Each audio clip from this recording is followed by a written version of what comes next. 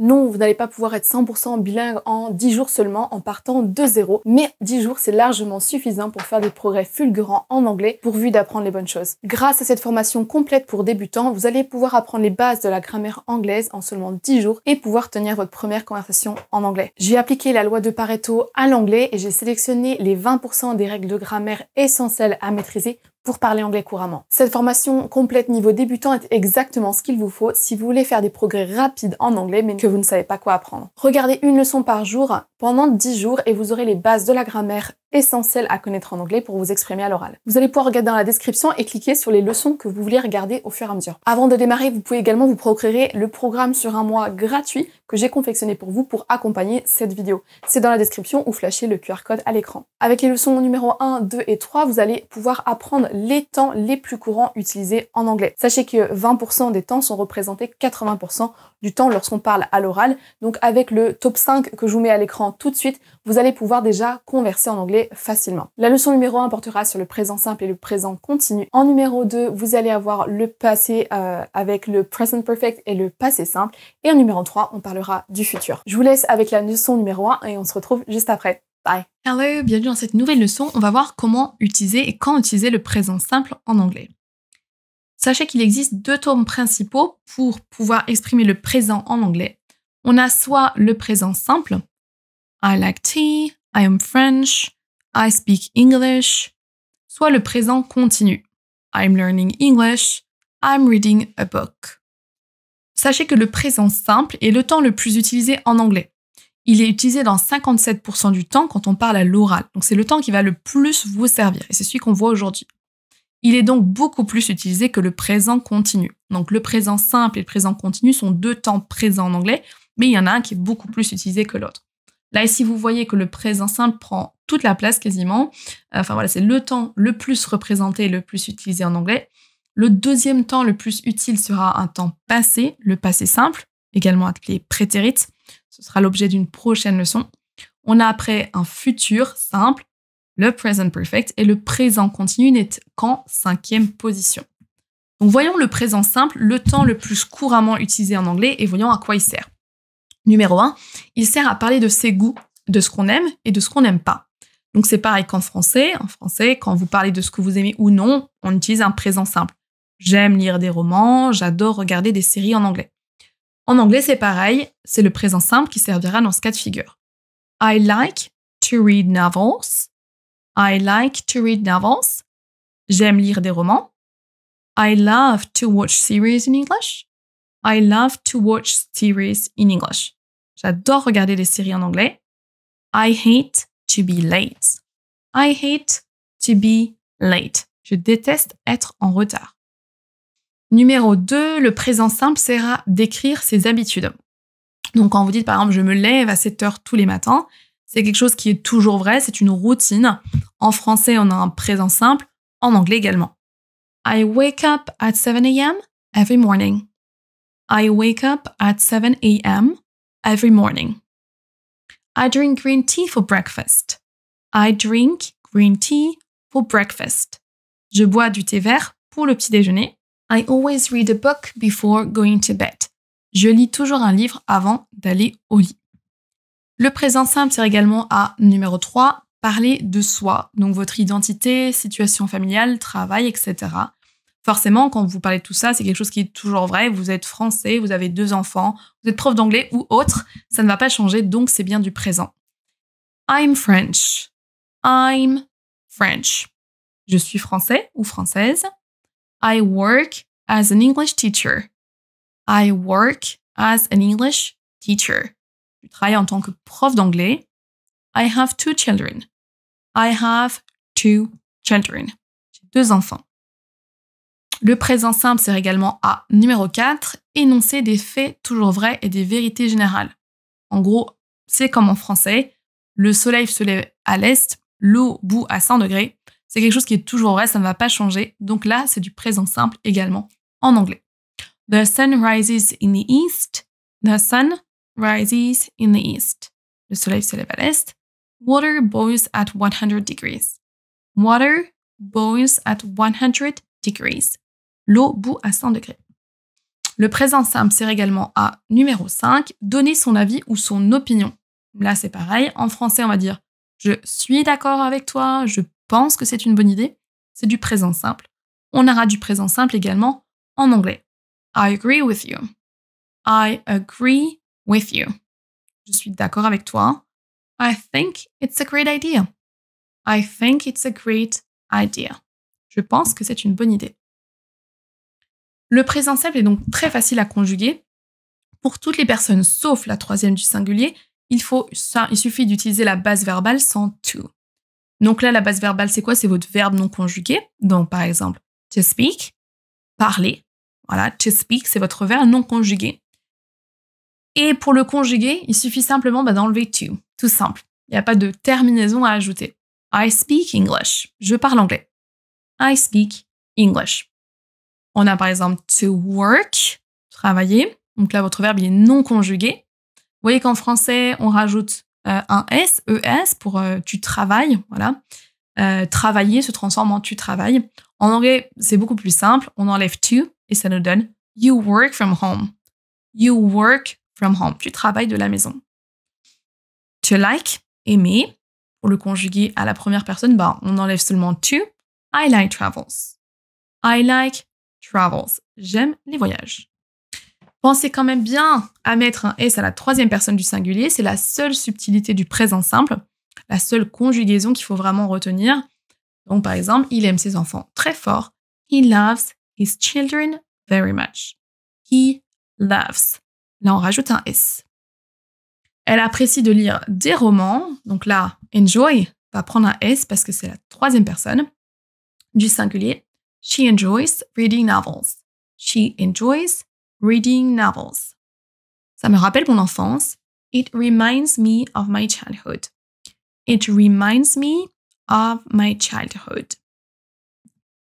Il n'y a pas de temps équivalent en français pour le présent continu. C'est le cinquième temps le plus courant en anglais, mais il est beaucoup moins utilisé que le présent simple qu'on vient de voir précédemment.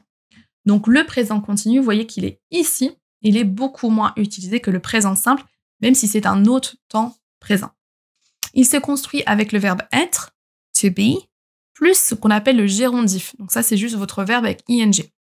On le traduit souvent en français par en train de. Donc par exemple, I am learning English at the moment. I'm learning English at the moment. Je suis en train d'apprendre l'anglais en ce moment. Donc là, on voit le verbe être, am, et le verbe au gérondif, donc juste votre verbe auquel on ajoute ing derrière. Donc ça, c'est le présent continu. I'm listening to a podcast. I'm listening to a podcast. Je suis en train d'écouter un podcast. Retenez donc bien que lorsque vous avez un présent en français, j'aime lire des romans, j'adore regarder des séries, je bois du thé vert, je lis toujours un livre avant de me coucher, je travaille comme prof, etc. J'ai 2 enfants. Ce sera 99% du temps un présent simple également en anglais. Le présent continu, lui, est beaucoup moins utilisé et il sert entre autres dans les situations où on est en train de faire quelque chose au moment où l'on parle. Je suis en train de vous parler, I'm talking to you. Donc c'est vraiment un cas de figure moindre. Il y a d'autres utilisations pour le présent continu, mais on va pas forcément les voir aujourd'hui. Retenez donc bien que le présent simple est le temps qui va vous servir le plus souvent, parce que c'est le plus courant en anglais à l'oral. That's it for the lesson, and I'll see you in tomorrow's one. Have a great day, bye. Passons maintenant à la leçon numéro 2 avec les temps les plus courants du passé en anglais. On a le passé simple ou prétérit qui est utilisé 90% du temps lorsqu'on parle au passé en anglais. Et on a également le present perfect qui est le deuxième temps du passé qu'on va fréquemment utiliser, beaucoup moins que le premier cependant. Je vous laisse regarder la vidéo pour tout comprendre et on se retrouve dans la prochaine. Bienvenue dans cette leçon où on va parler du passé en anglais. Alors déjà on va repartir en arrière et sachez qu'il existe plusieurs façons de parler au passé en français. On a les temps les plus courants qui sont le passé composé en jaune et l'imparfait en rose. Écoutez ces phrases exemples. J'ai fait du sport hier, ça c'est du passé composé. Je suis allée au cinéma le week-end dernier, toujours du passé composé. Je ne pouvais pas venir parce que je n'avais pas le temps. Là on a de l'imparfait. Alors sachez qu'il n'existe pas d'imparfait en anglais et je ne peux pas vous dire le passé composé égale tel autre temps en anglais ou l'imparfait est remplacé par tel autre temps en anglais. On n'a pas d'équivalence telle quelle du français à l'anglais. Ce qu'il faut savoir, c'est qu'en français, la plupart du temps, on va utiliser un passé composé. L'imparfait est moins utilisé et on utilise très très peu le prétérit. Donc il y a vraiment un décalage dans l'utilisation des temps, que ce soit en français ou en anglais. Sachez que la plupart du temps, c'est le passé composé donc qui va être utilisé, on utilise un petit peu l'imparfait, et en anglais, c'est quasiment tout le temps le prétérit qui sera utilisé. L'autre temps qui est couramment utilisé, largement moins que le prétérit, mais le deuxième temps du passé en anglais, c'est le present perfect. Sachez que 95% du temps, lorsqu'on parle de quelque chose de passé, et ça peut même aller encore plus élevé que 95%, on devra utiliser un prétérit. Lorsqu'on a un passé composé en français, j'ai fait du sport, je suis allée au cinéma, 99% du temps, on aura un prétérit en anglais. Pour l'imparfait, 95% du temps, on le traduira en anglais par un prétérit aussi. Donc vraiment, le prétérit, c'est le temps qu'il vous faut, et c'est celui que vous utiliserez quasiment tout le temps. Voyons les phrases d'exemple que je vous ai mis avant, et on va les traduire en anglais. J'ai fait du sport hier. I did sport yesterday. Je suis allée au cinéma, donc là c'est du passé composé aussi. I went to the cinema. Là, on a une phrase avec deux imparfaits. Je ne pouvais pas venir parce que je n'avais pas le temps. I couldn't come because I didn't have time. Là, on a du prétérit aussi. Donc vraiment, quasiment tout le temps, c'est un prétérit qu'on aura en anglais. Le prétérit est utilisé quasiment tout le temps. On s'en sert pour des événements passés, donc tout ce qui est hier, avant-hier, il y a 10 ans, il y a un quart d'heure, la semaine dernière, le mois dernier, qui sont terminés et qui ne continuent pas donc dans le présent. Les verbes réguliers se termineront par ed, comme worked, lived, et la négation se fera avec didn't, plus votre verbe non conjugué. Et on a aussi pas mal de verbes irréguliers. Voilà des phrases d'exemple. I lived in Norway 10 years ago. 10 years ago veut dire il y a 10 ans. Donc là, c'est terminé, c'est donc du prétérit. I went for a run this morning. Je suis allée courir ce matin. I didn't work yesterday. Je n'ai pas travaillé hier. I went to Italy last month. Je suis allée en Italie le mois dernier. Donc tout ça, c'est du prétérit. Donc 99% du temps, lorsqu'on parle au passé, on utilise un prétérit pour parler de hier, yesterday, le week-end dernier, last weekend, il y a 2 ans, 2 years ago. Donc tout ce qui est fini, et donc ces cas de figure, hier, le week-end dernier, et raconter quelque chose qui vous est arrivé il y a 1 an, il y a 2 ans, vos dernières vacances, etc. C'est souvent les sujets qu'on aura au passé. Et donc tout ça, 99% du temps, c'est un prétérit qu'on utilisera. Donc la conclusion, c'est quoi? C'est que si vous mettez toujours un prétérit, on vous comprendra. Même si dans un ou deux cas de figure, il aura fallu mettre un present perfect. Donc utilisez le prétérit le plus possible quand vous parlez au passé parce que clairement, vous aurez quasiment juste à tous les coups. Parlons malgré tout du present perfect pour ceux qui veulent aller plus loin. Donc de temps en temps, le present perfect, qui est le deuxième temps du passé, sera utilisé. On s'en sert pour parler de quelque chose qui a commencé dans le passé mais qui n'est pas tout à fait terminé. En résumé, chaque fois que vous mettez depuis, for ou since, ce sera un present perfect normalement. I've worked as a teacher for 10 years. Je travaille comme prof depuis 10 ans. Donc c'est encore le cas, je suis encore prof. Donc là ici, il faut mettre un present perfect. La même chose si on utilise since, l'autre façon de dire depuis. I've lived here since 2020. Je vis ici depuis 2020. Donc ça c'est la première utilisation du present perfect avec depuis. Donc il n'y a pas énormément de phrases où on utilise depuis, mais c'est ces phrases-là, quand vous en servez, si vous y pensez, mettez un present perfect. On se sert du present perfect pour un passé très proche. Donc quand on utilise par exemple just. I've just done it. Je viens de le faire. Et quand on ne précise pas, quand on a fait ça, l'événement qu'on raconte, quand on ne précise pas à quel moment ça s'est passé. Donc on s'en sert avec ever, never et already. Dans la question, est-ce que tu es déjà allé aux États-Unis? On aura un present perfect. Have you ever been to the US? Dans cette autre phrase, je ne suis jamais allée à Londres. I have never been to London. Et la dernière phrase, I have already read this book. On ne dit pas quand on l'a lu, on dit juste qu'on l'a lu. Ce sera donc un present perfect. Si vous ne retenez pas ces utilisations du present perfect, sachez que si vous mettiez un prétérit ici, on vous comprendrait quand même. Voilà un petit récap de la différence entre le prétérit et le present perfect. Déjà, la première fondamentale, c'est que le prétérit est beaucoup plus utilisé que le present perfect. Et justement, c'est le temps qui vous pose le plus de problèmes, le present perfect. Vous avez du mal à comprendre quand il est utilisé. Il est utilisé dans des cas de figure très précis, mais beaucoup moins nombreux que le prétérit. Voilà la différence dans deux phrases d'exemple. Lorsque vous dites « I went to London last year », je suis allée à Londres l'an dernier, vous précisez quand, c'est un prétérit. Si vous dites juste « je suis déjà allée à Londres », sans préciser quand, là, normalement, c'est un present perfect. I've already been to London. Mais comme je vous l'ai dit, si vous mélangez, que vous mettiez un prétérit dans la deuxième phrase, on vous comprendrait quand même. Une autre différence entre le passé proche et un peu plus lointain, I did it 1 hour ago. Chaque fois qu'on mettra le petit mot ago, qui veut dire il y a 10 minutes, il y a 2 jours, il y a 2 ans, ce sera un prétérit.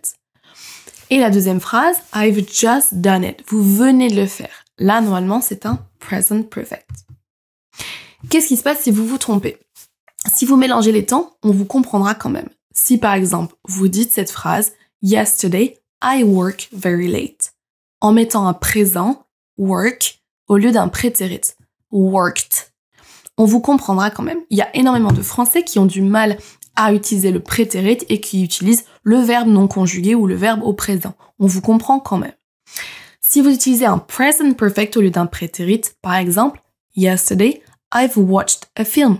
On vous comprend quand même. Si vous dites Did you visit London already? Et là, on a utilisé un prétérit au lieu d'un present perfect, on vous comprend quand même. Donc le récap, c'est que de toute façon, même si vous vous trompez, que vous avez du mal à comprendre la différence entre le prétérit et le present perfect, utilisez un prétérit car dans la plupart des cas, dans 99% des cas, vous aurez juste. Si vous mélangez encore les temps, donc je vous ai dit qu'il n'y a pas de problème, on vous comprendra quand même. Si vous parlez donc d'hier, du week-end dernier, de ce que vous avez fait il y a 1 an, de vos dernières vacances, etc., c'est souvent ça qu'on raconte, des événements terminés, la journée d'hier, ce que vous avez fait, le week-end dernier, ce que vous avez fait, vos dernières vacances, ce que vous avez fait, etc. C'est souvent ces choses-là dont on va parler. Et donc, dans ces cas de figure-là, on utilisera quasiment tout le temps un prétérit. 99% du temps, c'est un prétérit. Et si vous êtes encore à traduire dans votre tête du français à l'anglais, sachez que pour le passé composé, j'ai fait, je suis allée, j'ai mangé, j'ai couru, je n'ai pas travaillé. On utilisera quasiment tout le temps un prétérit en anglais. Et pour l'imparfait, c'est la même chose. Je faisais, je mangeais, il faisait beau. Quasiment tout le temps, on utilisera un prétérit en anglais.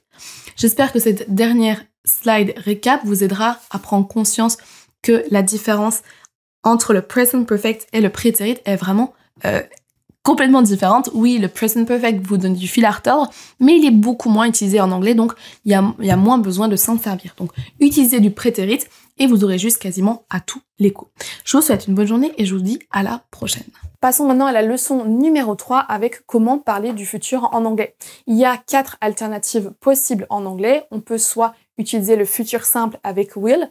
On a également la structure to be going to, plus un verbe. Par exemple, I'm going to the cinema tomorrow. On aurait également le présent continu, donc simplement I'm traveling to London next month.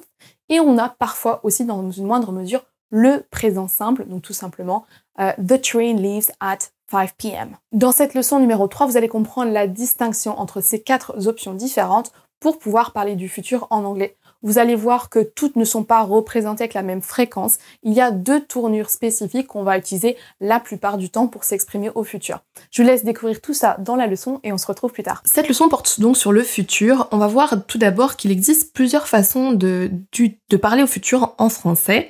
On va pouvoir dire par exemple « je vais partir à Londres », « je partirai à Londres », ça c'est du futur simple. Et on utilise parfois du présent simple, « demain, je pars pour Londres ». Alors ce qu'il faut déjà comprendre, c'est qu'il n'existe pas d'équivalence pile-poil d'un temps en français qui est égal à un autre temps en anglais. Mais vous allez voir dans cette leçon j'ai plein d'astuces pour vous pour savoir comment traduire le futur du français à l'anglais. Il existe aussi différentes façons de parler au futur en anglais. On a notamment will, to be going to, plus un verbe, et le présent continu. C'est les 3 principales façons, vous n'avez pas besoin d'autres façons pour parler du futur en anglais. Vous allez voir que comme d'habitude, il y en a certaines qui sont beaucoup plus utilisées que d'autres. Voyons donc les phrases exemples. I will meet her. I will, donc ça c'est une façon d'utiliser le futur avec le verbe modal will. On pourrait utiliser cette même phrase en utilisant I'm going to meet her. I'm going to meet her. Ça, c'est la structure to be going to plus verbe. Et la dernière façon de parler au futur, c'est le présent continu. I'm meeting her tomorrow. C'est celle qui est la moins utilisée pour parler au futur, mais on va voir ça précisément après. Donc 95% du temps, lorsque vous voulez traduire une de ces phrases, je vais partir, je vais faire, je ferai, demain je fais ça. Quand vous voulez traduire un événement futur ou une phrase au futur en français, il y aura 95% du temps à choisir entre will et to be going to. Donc c'est les deux principales à utiliser. On va déjà s'occuper du présent continu, même si c'est celle qui est le moins utilisée, comme ça on va pouvoir ensuite passer plus de temps sur les deux utilisations du futur qui seront les plus utiles pour vous. Donc le présent continu, vous le savez certainement, c'est be plus ing. I'm learning, I'm listening, I'm talking, I'm driving. C'est ing. Donc c'est le temps qui est le moins utilisé pour parler au futur. Ce temps sert à deux choses principalement. Il sert pas que pour parler au futur. L'utilisation la plus courante que vous connaissez certainement déjà, c'est pour dire en train de. Je suis en train de faire quelque chose. C'est pour parler de quelque chose qui est en cours maintenant. Par exemple, you are listening to me. Là, vous êtes en train de m'écouter. I'm talking to the camera. I'm talking to in my microphone. Je suis en train de parler dans mon micro. On pourrait juste aussi dire I'm learning English. Même si tout de suite vous êtes en train d'apprendre l'anglais, mais si en ce moment vous apprenez l'anglais, vous vous remettez au sport, là on pourra utiliser ing. On s'en sert souvent avec currently, qui veut dire actuellement, right now, tout de suite, at the moment, en ce moment. Voyons donc ces phrases d'exemple, où là on parle de ce qui est en train de se passer en ce moment. I'm learning English, j'apprends l'anglais. I'm listening to you at the moment, en ce moment, je suis en train de t'écouter. I'm talking to the camera right now. Je parle à la caméra en ce moment-là, tout de suite, je suis en train de parler à la caméra. I can't talk to you because I'm driving. Je peux pas te parler parce que je suis en train de conduire. La deuxième utilisation, donc qui est beaucoup moins utilisée que la première, c'est pour parler de quelque chose de futur. On s'en servira seulement quand on parle de quelque chose de 100%, 100%, 100% planifié. On s'en servira des fois avec next month, tomorrow, next week, avec un moment précis. Lundi prochain, par exemple, demain, aujourd'hui à 15h. Il y aura un moment précis parce que c'est quelque chose de planifié et de prévu à 100%. Par exemple, I'm having lunch with my sister at 12 o'clock. Là, c'est pas en train de se produire parce que c'est à midi, c'est tout à l'heure, mais c'est 100% prévu. On va manger avec ma sœur, on va courir d'abord, on a rendez-vous à midi chez elle, donc c'est 100% planifié, c'est 100% prévu. Là, j'utilise donc le présent continu. Une autre phrase qui est vraie également, I'm traveling to Italy in 3 weeks. Dans 3 semaines, je vais en Italie. Et là, c'est 100% planifié, j'ai mes billets de train, j'ai l'hôtel, j'ai tout qui est calé, tout est prévu, donc j'utilise le présent continu. Un autre exemple concret, I'm launching my new book in June. En juin prochain, il y a mon livre qui sort, et ça c'est sûr, c'est 100% planifié, 100% prévu, et ça va se produire, et j'ai la date précise. C'est en juin. Voilà pour le présent continu. Donc c'est pas l'utilisation du futur que vous allez avoir le plus souvent à utiliser, mais dès que vous avez quelque chose de 100% prévu, qui va se produire, c'est inéluctable, vous pouvez utiliser le présent continu. Le futur, on peut utiliser will, donc ça c'est un verbe modal, pour parler au futur. Donc la moitié du temps en anglais, lorsque vous voulez traduire une phrase comme je vais faire, je ferai, j'irai, je parlerai, tout ça, quasiment 50% du temps, et j'ai pas de chiffre exact, mais on peut même aller, c'est pas tout à fait 50-50 avec to be going to, on va dire c'est 1/3, 2/3. Donc will vous servira quand même beaucoup, donc 1/3 du temps, on utilisera will pour traduire un futur du français à l'anglais. Donc la principale utilisation de will, c'est quelque chose qu'on décide tout de suite, là maintenant. Le téléphone sonne, I'll pick it up, je vais y répondre. Ça c'est toujours will, on peut pas utiliser un autre. I will pick it up. Je vais répondre au téléphone. Là, j'ai faim. J'ai pas décidé d'avance que j'allais manger quelque chose. C'est pas parce que c'est midi que je vais manger là. On est en plein milieu de la journée. J'ai faim. Je vais manger quelque chose. Là, ce sera will aussi. I'll get something to eat. Parce que vous avez décidé tout de suite, là, dans l'instant, de faire ça. Je vous dis par exemple que j'ai froid, I'm cold, et vous pourriez répondre I'll bring you a blanket. Je vais te ramener une couverture. Donc vous réagissez à l'instant à ma question, à ma phrase, et vous n'aviez pas décidé d'avance quelque chose.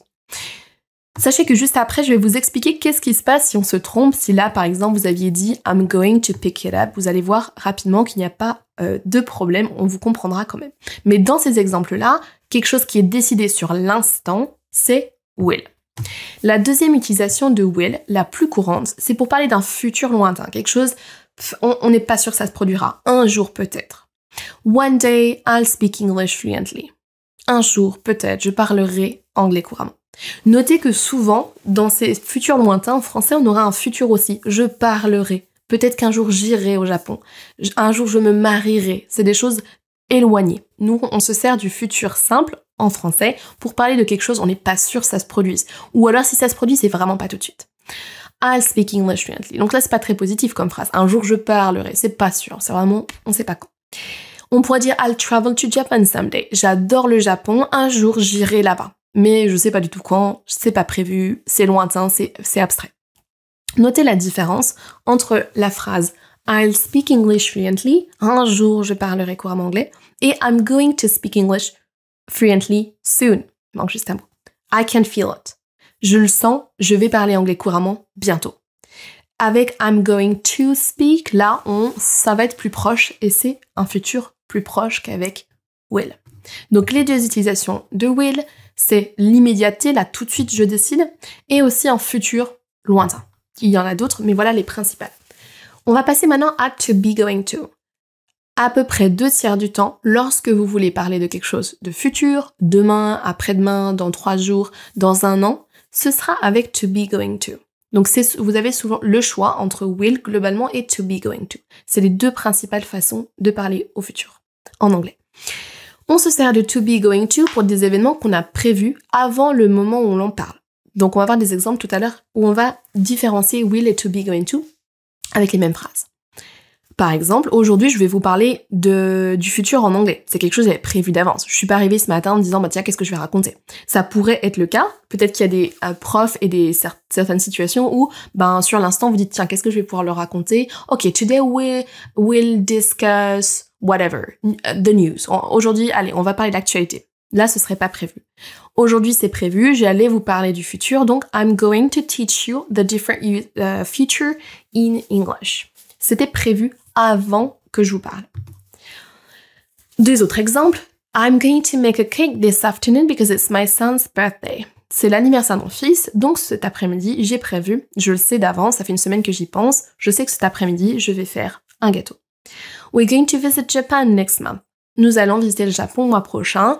Donc là, pour le coup, c'est sûr, on a une partie du voyage qui est calée, mais pas tout. Et donc, on peut utiliser to be going to. La deuxième utilisation de to be going to, c'est pour parler d'événements futurs assez proches. Là, on n'est pas comme la phrase avec will, où c'est un jour peut-être. Là, c'est proche, c'est bientôt. Ça se produira très bientôt. Par exemple, the train is going to leave soon. Le train va partir bientôt. Là, on est sur le quai, on le voit, dans 5 minutes, il va partir. She's going to organize a party this weekend. Là, c'est ce week-end. C'est pas un jour peut-être, elle organisera une fête, c'est ce week-end. C'est proche. On utilise to be going to. On a ensuite I'm going to go to the gym this week. Cette semaine, je vais aller à la salle de sport. C'est cette semaine-là, donc c'est un futur proche. Donc to be going to. Voyons des exemples précis parce que souvent vous allez avoir le choix entre will et to be going to. C'est soit l'un, soit l'autre. C'est les deux les plus couramment utilisés. On a par exemple la différence principale, donc c'est qu'avec to be going to, l'action est prévue, elle est sûre, elle était prévue, elle est assez proche, alors qu'avec will, c'est lointain et on n'est pas sûr que ça va se produire. To be going to, là, vous voyez les deux phrases exemples. I'm going to travel to Egypt. J'ai déjà mes billets. I'm going to travel to Egypt. J'ai déjà prévu le voyage. À l'inverse, si je dis someday, I'll travel to Australia. C'est un rêve, c'est un truc qui se produira peut-être, mais on n'est pas sûr. Voici des autres exemples. Si on parle de son mariage, par exemple, si je vous dis I'm going to get married, j'ai presque tout prévu, les préparatifs sont en cours. J'ai une date, je vais me marier, c'est quasiment sûr. Si je vous dis we'll get married, un jour, nous nous marierons, mais c'est pas sûr, rien n'est décidé. Si je vous dis I'll have a baby, j'aimerais avoir un enfant, je vais tomber enceinte, c'est prévu, peut-être on s'y mettra bientôt. Par contre, si je vous dis I'm going to have a baby, là c'est bon, je suis enceinte, je vais avoir un enfant, ça va se produire bientôt. L'autre différence entre to be going to et will, c'est que l'action était décidée avant de parler ou non. Si je vous dis par exemple I'm going to do the shopping, je vais aller faire les courses, je l'avais prévu depuis quelques jours. Je sais que le lundi, c'est le jour où je vais faire mes courses par exemple. Par contre, si vous ouvrez le frigo, il n'y a plus rien dedans, ah mince, il faut que j'aille faire les courses, vous décidez tout de suite d'aller les faire, là c'est will.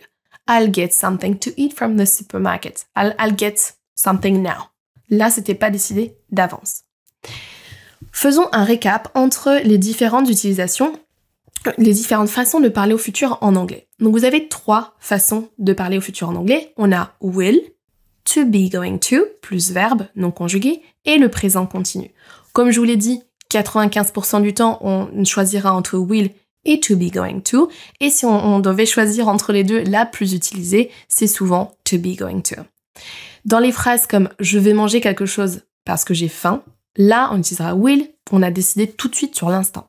« Je parlerai anglais couramment un jour », ça c'est du futur lointain, on n'est pas sûr que ça va se produire. Enfin, en tout cas, la personne, quand elle dit ça, elle se dit « peut-être qu'un jour ce sera possible, mais je sais pas quand ». C'est lointain, c'est abstrait et on voit pas quand ça va se produire. Une phrase comme « est-ce que tu vas venir à ma fête demain ?» ce sera avec to be going to. Une phrase comme « le week-end prochain, on va aller au cinéma ». Ce sera to be going to, parce que c'est prévu d'avance, vous l'aviez décidé avant le moment où vous parliez, et en plus c'est un futur assez proche. Donc vous voyez déjà rien que dans ces phrases-là qu'on a différentes façons, différents futurs en français aussi, et qui ne se traduisent pas avec les mêmes en anglais. Et la dernière façon qui est moins utilisée, c'est le présent continu, des choses 100% planifiées, comme « je vais à Paris demain », j'ai mon billet de train, tout est prévu. C'est souvent des trajets, des voyages, des choses que vous avez un engagement, que ce soit avec quelqu'un d'autre, une réunion par exemple, un repas ou quelque chose comme ça, ou un déplacement dans un autre endroit. On a aussi par exemple, nous avons une réunion à midi, et là ce sera du présent continu parce que c'est prévu, c'est calé, il y a d'autres personnes qui sont impliquées, vous avez une réunion à midi, il n'y a pas de choix. Présent continu. Pour vous faciliter la tâche, je vous fais ce petit récap, mais c'est pas 100%, il n'y a pas de stats qui le confirment, mais globalement, quand on a un futur en français, comme je ferai, j'irai, je parlerai, c'est souvent avec will en anglais. Lorsque vous avez un présent en français, comme dans les phrases « je vais à Paris, nous avons une réunion », très souvent ce sera un présent continu en anglais, parce que c'est souvent des choses 100% prévu, 100% calé, et on a même un billet de train, un billet d'avion, quelque chose qui nous lie à cet événement, et il va se produire, c'est sûr. Et chaque fois qu'on dit « je vais faire »,« je vais aller »,« je vais manger », c'est souvent traduit par « to be going to », mais pas à chaque fois. Ça, c'est juste un petit récap pour vous aider, si jamais ça peut vous aider. Donc l'ordre d'utilisation, je vous l'ai dit, en premier, c'est quasiment « to be going to » qui va vous servir le plus. En deuxième, ce sera will, et en troisième, le présent continu, chaque fois que vous avez quelque chose de futur qui va se produire ou que vous voulez traduire une phrase qui était au futur du français à l'anglais. Alors voilà, juste pour vous rassurer, que se passe-t-il si on se trompe? Rien. Vous pourriez utiliser to be going to à chaque fois, on vous comprendra quand même.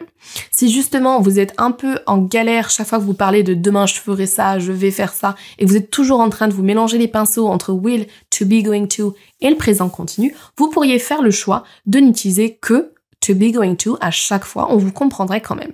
Et comme to be going to est l'utilisation principale du futur en anglais, vous vous tromperiez rarement. Donc si par exemple, vous voyez les phrases à gauche, elles sont justes, et les phrases à droite, grammaticalement c'est étrange. C'est pas, on vous comprendrait quand même, mais c'est pas normalement l'utilisation qu'on aurait dû prendre pour le futur. Mais on vous comprendra quand même. Si je dis I'm having lunch with my sister today, aujourd'hui je mange avec ma sœur, c'est sûr, c'est 100% prévu, présent continu donc. Si je vous avais dit I'm going to have lunch with her, il ne se passe absolument rien, on vous comprend quand même. Quand je dis I'm hungry, là j'ai faim, je vais manger quelque chose, c'est pas décidé d'avance, je le décide tout de suite. I'll eat something. Il faut donc du futur avec will. Si vous aviez dit I'm going to eat something, il ne se passe absolument rien, on vous comprend quand même. Dernier exemple, si je vous dis I'm traveling to Italy next week, pareil c'est 100% prévu, je pars en Italie, j'ai les billets de train, j'ai tout. Si je vous avais dit I'll travel to Italy next week, pareil, on vous comprendra quand même. J'espère donc que cette dernière info vous rassure et vous aidera à vous débloquer par rapport à l'utilisation du futur en anglais, sachez que la plupart du temps, to be going to ira et sera juste.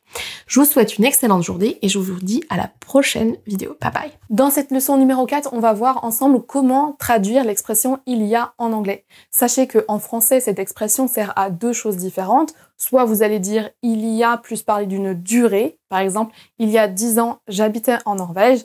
Mais on se sert également de « il y a » pour parler de quelque chose qu'il y a présentement, qu'on voit devant nous par exemple. Il y a du bruit ou il y a une voiture sur le parking. En anglais, on va avoir deux traductions différentes. C'est exactement ce que vous allez voir dans cette leçon. Bienvenue dans cette leçon, on va voir comment traduire l'expression « il y a » en anglais. L'expression française « il y a » a deux significations qui auront donc deux traductions différentes en anglais. Soit on dit « il y a » plus une durée, donc il y a 10 minutes, il y a 3 ans, il y a 2 semaines, etc. Soit on dit « il y a » et on parle de quelque chose qui est visible. Par exemple, il y a un arbre dans le jardin ou aujourd'hui, il y a du monde. Donc ça, c'est deux utilisations complètement différentes et en anglais, il y a deux traductions différentes pour ces deux cas de figure. Lorsque vous voulez dire, par exemple, « il y a 10 ans » et qu'on parle d'une durée, la bonne traduction en anglais sera « 10 years ago ». Donc, si on dit « il y a » plus « durée », en anglais, la traduction sera simplement « durée » plus « ago ». Par exemple, « I lived in Norway 12 years ago ». « I lived in Norway 12 years ago ». J'ai vécu en Norvège il y a 12 ans. « I visited my friend in Geneva 2 weeks ago ». « I visited my friend in Geneva 2 weeks ago ».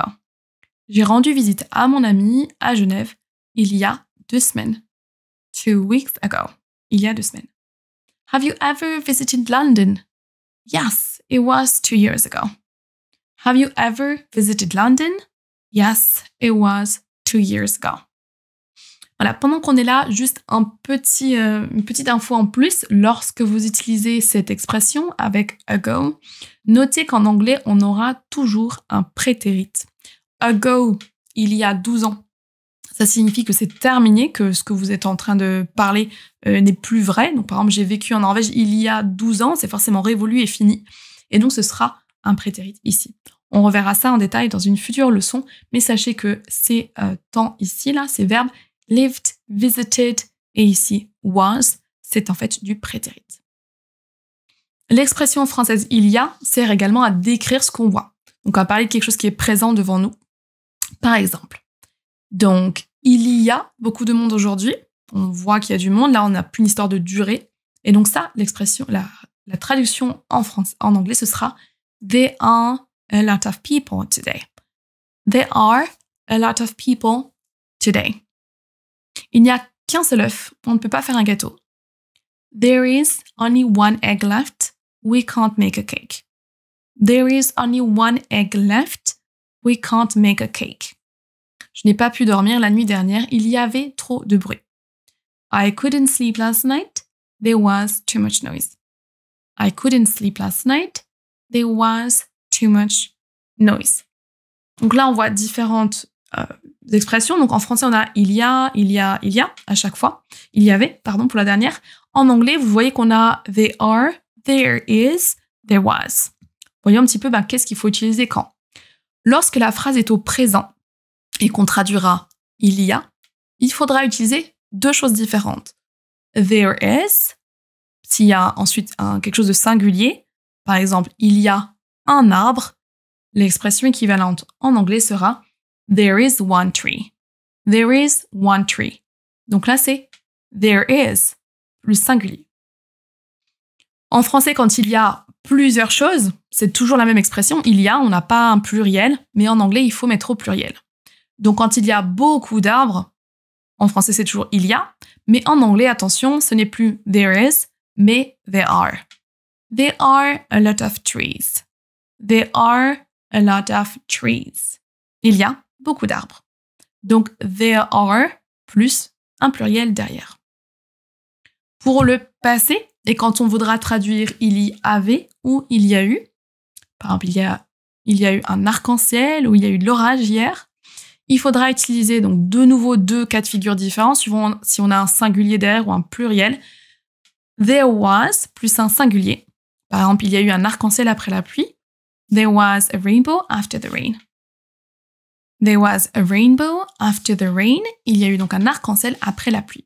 Si par contre, il y a eu ou il y avait plus quelque chose de pluriel. Donc par exemple, il y avait beaucoup de voitures sur la route hier. There were a lot of cars on the road last night. There were a lot of cars on the road last night. Donc there were plus un pluriel. Notez que ce soit il y avait ou il y a eu, ce n'est pas il y avait, il y a eu, vont les deux se traduire par there was, si jamais il y a quelque chose de singulier derrière, et que ce soit il y avait ou il y a eu, avec quelque chose de pluriel, ce sera forcément there were en anglais. Donc là, la distinction, ce n'est pas une des deux expressions, c'est la traduction de il y avait, et l'autre, c'est la traduction de il y a eu. Vraiment, que ce soit il y avait, il y a eu, peu importe, ce sera soit there was, soit there were. Ça dépendra de ce qu'il y a derrière. Est-ce que c'est un singulier ou un pluriel? Retenez donc bien there is au présent pour traduire il y a quand on a quelque chose de singulier. There are quand c'est il y a au présent avec quelque chose de pluriel derrière. There was pour le passé avec quelque chose de singulier derrière. Et they were avec quelque chose de pluriel. That's it for the lesson. I'll see you tomorrow. Have a great day. Bye. Dans cette 5e leçon, on va voir ensemble comment traduire le mot « depuis » en anglais. Sachez que suivant ce qu'il y aura derrière, si on dit par exemple « depuis 10 ans » ou « depuis 2015 », on n'aura pas le même mot en anglais. C'est exactement ce que vous allez voir et apprendre dans cette leçon numéro 5. Bienvenue dans cette leçon où nous allons voir comment traduire « depuis » en anglais. Le mot « depuis » se traduira avec deux alternatives différentes en anglais, soit for, soit since. Regardez cette phrase d'exemple. Je travaille comme prof depuis 5 ans. Je suis prof depuis 2010. En français, on n'a qu'un seul mot, depuis, alors que dans la traduction anglaise, on a soit for, soit since. Pour l'instant, regardez simplement les traductions. I've worked as a teacher for 5 years. I've worked as a teacher since 2010. Alors, quelle est la différence entre for et since? Lorsqu'on a depuis plus une durée, par exemple depuis 5 minutes, depuis 10 ans, etc., là, on utilisera for. Lorsqu'on a une date de début, depuis janvier, depuis 2020, depuis le début de l'année, depuis l'automne, ça c'est un début, c'est une date de début, c'est un moment précis, là on utilisera since. Regardez les phrases exemples. I've worked here for 10 years. I've been waiting for 5 minutes. J'attends depuis 5 minutes. I've been living in this house for my entire life. Je vis ici depuis, bon, ça se traduira pas comme ça en français, mais depuis, ça fait toute ma vie que je vis ici. I've done yoga since the beginning of the year. J'ai fait du yoga depuis le début de l'année. I've lived here since 2020. Je vis ici depuis 2020. I have homeschooled my kids since autumn. Je fais de l'école à la maison pour mes enfants depuis l'automne. Alors attention, il y a deux façons donc de dire depuis en anglais, mais en français, comme il n'y en a qu'une, les Français vont souvent faire la faute de dire since à la place de for. Et ils vont aussi se tromper pour le temps, on va voir l'explication juste après. Cette phrase, I learned English since 5 years, est fausse. Là ici on a une durée, 5 years, c'est une période, 5 ans, il faudra utiliser for. Et le temps, on va voir juste après pourquoi ce n'est pas le présent. Quand on a for et since, 100% du temps, il faudra utiliser un des deux temps à l'écran, soit le present perfect, soit le present perfect continuous. Vous avez peut-être déjà entendu qu'avec le present perfect, on a un début dans le passé, mais qui continue jusqu'aujourd'hui. C'est exactement l'idée de depuis. Lorsque vous dites « je suis prof depuis 2020 », vous avez démarré en 2020 et vous êtes encore prof. Donc c'est la même chose. Donc c'est vraiment le temps qu'il faut utiliser, soit le present perfect, soit le present perfect continuous. Voyons la différence entre les deux. Le present perfect, I have learned English for 5 years. I've learned English since I'm a teenager. J'apprends l'anglais depuis 5 ans, ça fait 5 ans que j'apprends l'anglais, ou j'apprends l'anglais depuis que je suis adolescent. Vous voyez qu'en français, on utilise plutôt un présent, j'apprends l'anglais, je fais de l'anglais depuis 5 ans, alors qu'en anglais, ce sera soit present perfect, soit present perfect continuous. Voyons maintenant le present perfect continuous. I've been learning English for a decade. Ça fait une décennie que j'apprends l'anglais. I've been learning English since secondary school. J'apprends l'anglais depuis le collège. Là, pour le coup, il y a une mini différence, mais même les natifs ont du mal à vous expliquer laquelle, entre le present perfect et le present perfect continuous. Vous pouvez mettre l'un ou l'autre, ça ne changera pas grand-chose, mais souvenez-vous qu'avec depuis en anglais, on n'utilise pas un temps présent, on utilise le present perfect ou le present perfect continuous. Les deux sont possibles. Faisons un mini-exercice tout de suite et placez aux bons endroits for et since. I've learned English 2 years. I've been working as a teacher 2021. I've lived here last spring. Je vis ici depuis le printemps dernier. I've done yoga almost a year. Je fais du yoga depuis presque une année. Voyons la correction. I've learned English for 2 years. C'est une durée. I've been working as a teacher since 2021. C'est une date de début. I've lived here since last spring. C'est un début. Depuis le printemps, je vis ici. I've done yoga for almost a year. Ça fait presque un an que je fais du yoga. Comment retenir tout ça? Tout simplement en créant vos propres phrases. Complétez les phrases à l'écran avec la durée et le moment de début qui correspond à votre cas de figure. I've learned English for. Depuis combien de temps vous apprenez l'anglais? Mettez une durée ici. Faisons maintenant avec une date. I've learned English since. En quelle année avez-vous démarré? Ou à quel moment? Est-ce que c'est collège, lycée ou plus tard? I've been working as. Vous travaillez en tant que. Depuis. Et dites-moi une durée. Essayons avec I've been working as a. Mettez votre métier de nouveau. Since. Et une date de début. I've lived here for. Depuis combien de temps vous habitez ici? Mettez une durée. I've lived here since.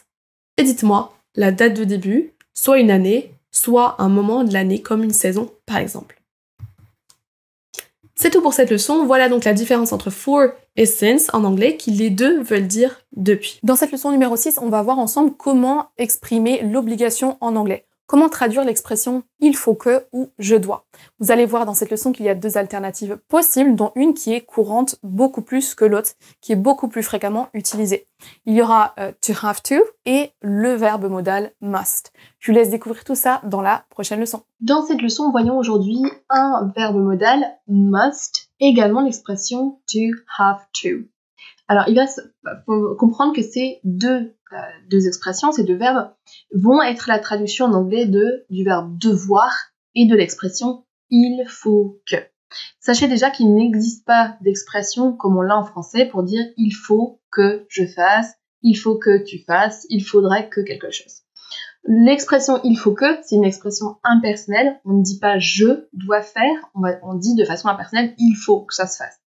On s'en sert très très souvent en français et en anglais il n'y a pas d'équivalent. Chaque fois qu'on dit il faut que, on va traduire soit par I have to, soit parfois par must. On va voir en détail tout de suite. Donc il faut que, 99% du temps, ce sera I have to, plus votre verbe. Par exemple, il faut que je fasse mes devoirs, I have to do my homework. Il y a une autre variante, quand on dit il faut que je fasse, il faut que j'y aille, on va des fois dire je dois y aller. Là, on parle de nous, je dois. 95% du cas, on traduira aussi par I have to. Que ce soit il faut que ce soit je dois faire, on aura souvent en face, en anglais, I have to. Le verbe modal must s'utilise pour parler d'une obligation également, donc je dois, mais dans le sens très très obligé, je dois absolument faire, et on va voir en détail juste après dans quel cas de figure. Mais c'est beaucoup moins utilisé que have to. Une erreur très très courante, c'est de dire I must to go. C'est faux, on ne peut pas mettre de préposition, le petit mot to ne peut pas être placé après un modal. Donc les Français ont tendance à copier-coller I have to et dire I must to go, I must to do. Sachez que pour must, il n'y a rien derrière, il y a simplement le verbe. I must go. Alors que l'expression I have to, ce sera avec to. I have to go. Dans les deux cas de figure, I must go, I have to go, on traduira par il faut que j'y aille ou je dois y aller. Mais attention à ne pas rajouter la petite préposition to après must. Voyons l'expression have to. C'est la plus couramment utilisée quand on doit traduire il faut faire, il faut que, je dois. Voyons ces phrases exemples. I have to study English. Il faut que j'étudie l'anglais. Il faut que, tout simplement traduit par I have to plus votre verbe. Si vous dites il faut que je rentre ou je dois rentrer à la maison, ce sera quasiment tout le temps I have to go home. Une traduction de la phrase est-ce que tu dois faire tes devoirs, est-ce qu'il faut que tu fasses tes devoirs, ce sera avec have to. Do you have to do homework today? Do you have to do homework today? Donc 99,99% du temps, il faut que sera traduit par I have to. Et tout simplement le verbe derrière. Chaque fois que vous dites je dois, tu dois faire attention, utilisez également have to la plupart du temps. Un petit point maintenant, lorsque vous voulez pas dire je dois le faire, mais je devrais le faire. Vous voyez peut-être la nuance. Devrait, c'est du conditionnel, on dit il faudrait que je le fasse, je devrais le faire. Là, c'est pas obligatoire, c'est pas je dois, c'est je devrais, mais peut-être que je vais pas le faire. Donc associer je devrais, tu devrais, il faudrait que avec should. C'est un verbe modal également, il va servir dans ce cas-là. Je devrais rentrer à la maison. I should go home. Tu devrais m'écouter. You should listen to me. Et voyons avec il faudrait, c'est la même chose, on dit quasiment la même chose, je devrais, il faudrait que. Il faudrait que je mange sainement. I should eat healthier. Donc retenez, je dois, I have to, je devrais, I should. Il faudrait que, c'est I should aussi. Voyons maintenant à quoi peut servir must. Je vous l'ai dit, ça sert à plusieurs choses. Donc la première, c'est oui, en effet, je dois. Mais c'est dans le sens je dois absolument, obligé, obligatoire. I must take my meds. Il faut absolument, je dois absolument prendre mes médicaments. Donc dans la plupart des cas, les obligations qu'on a, c'est plutôt avec I have to, elles sont plutôt neutres. S'il y a quelque chose que vous devez faire impérativement, vous pouvez en effet utiliser must. Mais dans la plupart des cas, ce sera quand même have to qui sera le plus utilisé. Donc ça, c'est une des utilisations de must. Oui, en effet, ça va être je dois, mais dans le sens impérativement, obligatoirement, absolument. On utilise must aussi pour faire une supposition. Tu dois être fatigué, tu dois être tellement fier. Et là, c'est exactement la même chose en français, tu dois. Mais on suppose en fait, vous voyez. Tu dois être tellement fier de ta fille. You must be so proud of your daughter. You must be so proud of your daughter. Voyons d'autres exemples de cette utilisation de must qui est la plus courante. Comme je vous l'ai dit, je dois faire traduit par must, c'est très peu utilisé. Par contre, must vous servira beaucoup dans ce cas de figure-là pour dire il doit être riche. Par exemple, je fais la supposition, je suppose, en voyant sa voiture, sa montre, comment il est habillé, je pense qu'il est riche. Il doit être riche. He must be rich. He must be rich. Tu dois être fatigué. Je vois à ton visage, à tes cernes que t'as l'air fatigué. You must be tired. Tu dois être soulagé. You must be relieved. You must be relieved. Et là, on suppose, elle doit être à la maison, elle est sûrement à la maison. She must be at home. Vous voyez que dans tous ces cas de figure, on fait une supposition. On pense que quelque chose est vrai. Et on utilise must pour le dire. You must be, he must be, she must be, plus un adjectif derrière. Ou comme à la fin, on a mis elle doit être certainement à la maison. At home. Donc ça, c'est l'utilisation principale de must. Dans la plupart des cas, ce sera pour répondre à quelqu'un, pour dire oh, you must be happy, tu dois être tellement heureux, tu dois être tellement soulagé. Ok, c'est pour parler d'une supposition, ce qu'on pense être vrai. Faisons un récap avec les expressions que vous pouvez traduire avec have to et must. Chaque fois que vous dites il faut que en français, 99% du temps, on dira I have to en anglais, plus simplement le verbe derrière. Quand vous dites je dois faire, je dois aller, quasiment tout le temps, ce sera I have to. Dans certains cas de figure, je dois dans le sens impératif, obligé, obligatoire, I must, plus votre verbe directement derrière. Et quand vous dites tu dois être heureux, tu dois être content, tu dois être fatigué, tu dois être je ne sais quoi, you must be, plus un adjectif. Et rajoutons également ici should, pour dire il faudrait que je devrais quelque chose. Il faudrait que je fasse attention. I should be careful. Je devrais apprendre l'anglais plus souvent. I should learn English more. Maintenant, vous pouvez associer donc ces expressions françaises avec la version en anglais pour créer des automatismes et pouvoir trouver vos mots et faire vos phrases plus rapidement. Je vous souhaite une excellente journée et je vous dis à bientôt dans la prochaine leçon. Bye! Dans la leçon numéro 7, on va voir ensemble deux verbes modaux qui sont très couramment utilisés en anglais. On a d'un côté can et de l'autre côté could. Les deux vont avoir une utilisation légèrement différente et qu'on va découvrir ensemble dans cette vidéo. Bienvenue dans cette leçon sur les verbes modaux can et could. On les a peut-être présentés plein de fois d'une certaine façon, mais aujourd'hui je vais faire vraiment quelque chose de très simple pour que vous ayez vraiment des cas très précis où vous allez utiliser l'un ou l'autre.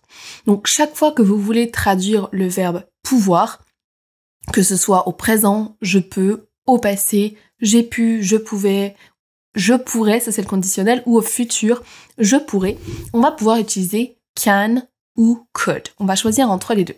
Globalement, chaque fois que vous direz je peux, ou alors avec toutes les autres personnes, tu peux, il peut, nous pouvons, vous pouvez, mais que c'est au présent, vous allez utiliser can.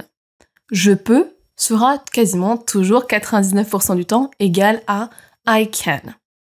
Pour tout ce qui est passé, j'ai pu ou je pouvais, on a le passé composé donc et l'imparfait, j'ai pu ou je pouvais, c'est exactement la même chose pour la négation, je n'ai pas pu, je ne pouvais pas, on utilisera could.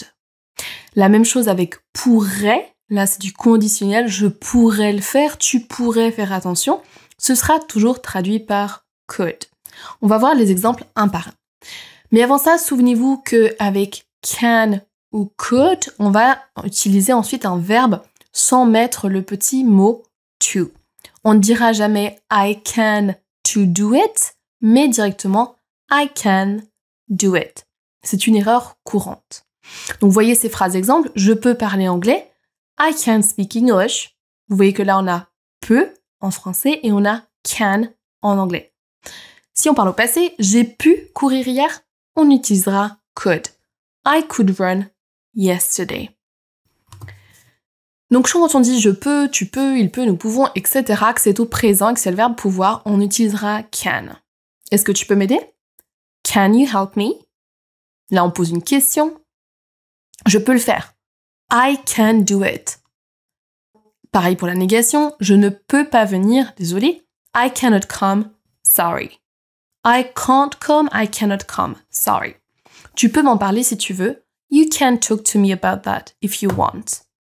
Donc ça c'est très simple. Can, c'est à chaque fois qu'on a peut, quelle que soit la personne. Quand on parle au passé, j'ai pu ou je pouvais. Donc le premier c'est un passé composé, le deuxième c'est un imparfait. On aura la traduction en anglais, ce sera could. Donc si vous traduisez encore du français à l'anglais, ça va pouvoir vous aider justement dans ce cas-là. Donc on va parler soit pour could, on va parler d'une capacité ou non dans le passé. Donc j'ai pu, je n'ai pas pu le faire. Par exemple, j'ai pu courir après le travail. Could. I could go out for a run after work. C'est la même chose quand on n'a pas pu faire quelque chose, je n'ai pas pu venir. On utilisera juste la négation. I couldn't come yesterday.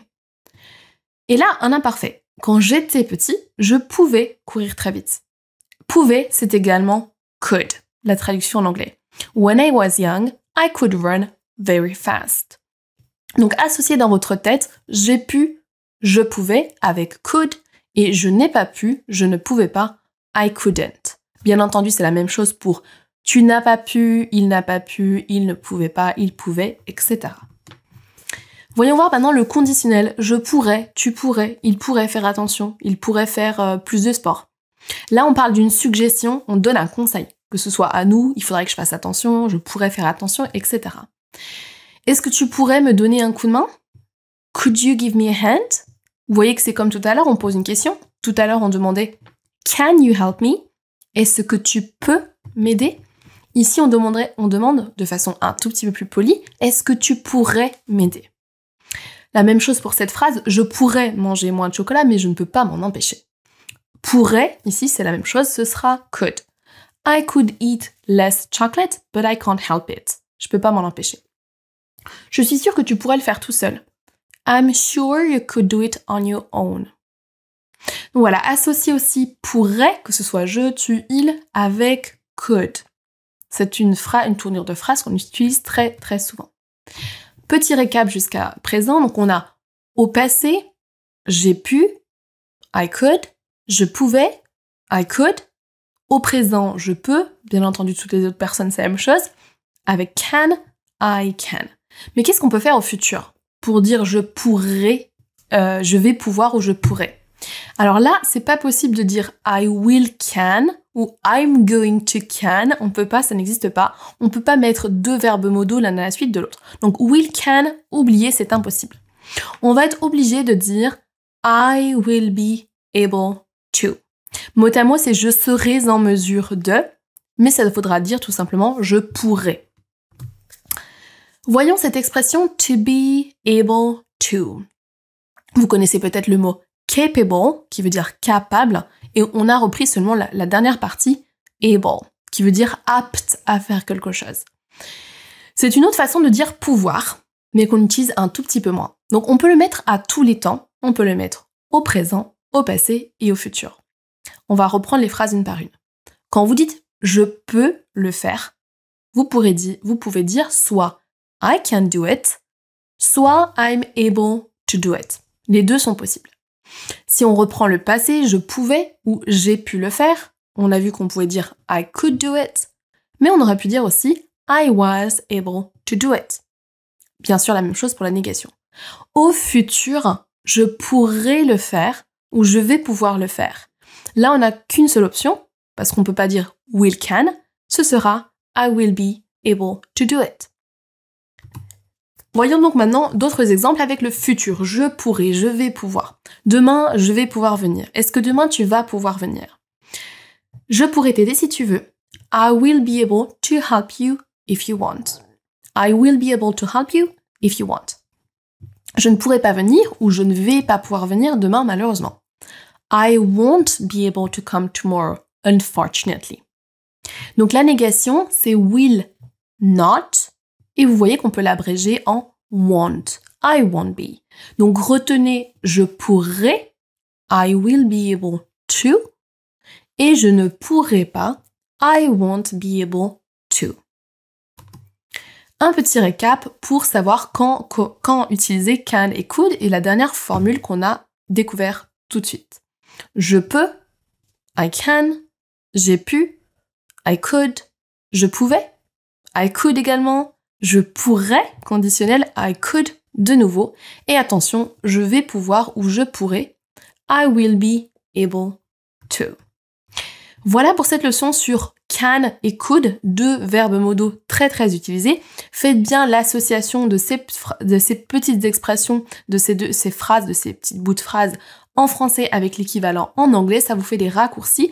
Quand vous voulez traduire du français à l'anglais, ça vous permettra de savoir plus rapidement ce que vous voulez dire. Je vous souhaite une agréable journée et je vous dis à la prochaine leçon. Bye! Cette fois, dans la leçon 8 et 9, vous allez voir le verbe le plus couramment utilisé en anglais. Ce verbe, c'est to get. Il a énormément de traductions possibles et d'utilisations possibles. On va pouvoir s'en servir dans de nombreux cas de figure. C'est ce que vous allez voir dans cette leçon et la suivante. Enjoy watching. Bienvenue dans cette leçon sur le verbe to get. Le verbe to get est le plus utilisé en anglais. Il a de multiples définitions possibles.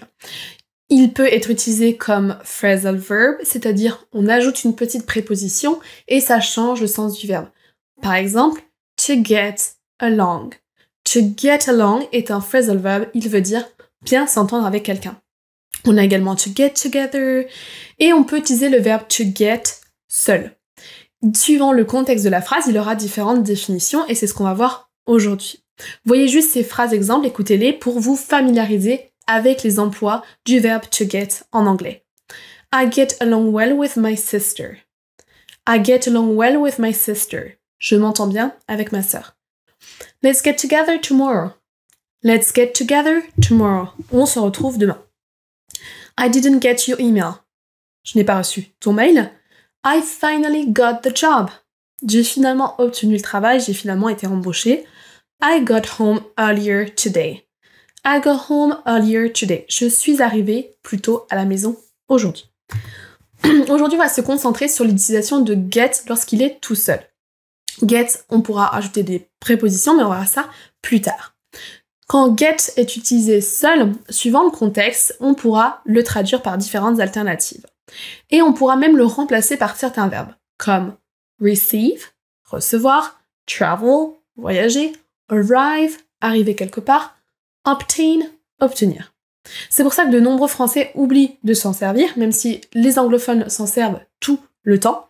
On va souvent remplacer le verbe to get par ces alternatives. Receive, travel, arrive. On va voir ensemble des exemples. I didn't get that. Je n'ai pas compris.